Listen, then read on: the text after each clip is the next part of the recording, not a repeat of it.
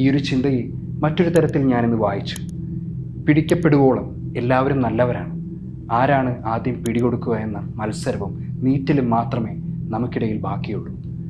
ഉള്ളിലുള്ളതിനെ ഭയക്കുന്ന വെറും മാളങ്ങളാണ് മനുഷ്യർ. KS രതീഷ് മാളം എന്ന കഥയിൽ എഴുതിയ വരികളാണ്. ഈ വരികൾക്ക് ശേഷം എഴുത്തുകാരൻ ഒരു ചൂണ്ടക്കുളത്ത് എറിയുന്നുണ്ട്.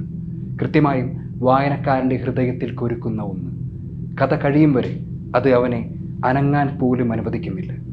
വേട്ടക്കാരൻ ഇരയായി മാറുന്ന മാജിക് ഈ കഥ നിങ്ങൾക്ക് കാണിച്ചു തരും. ഇതിലെ എല്ലാ കഥാപാത്രങ്ങളുടെയും പെരുമാറ്റം 100% സത്യസന്ധമായാണ് എനിക്ക് അനുഭവപ്പെട്ടത്.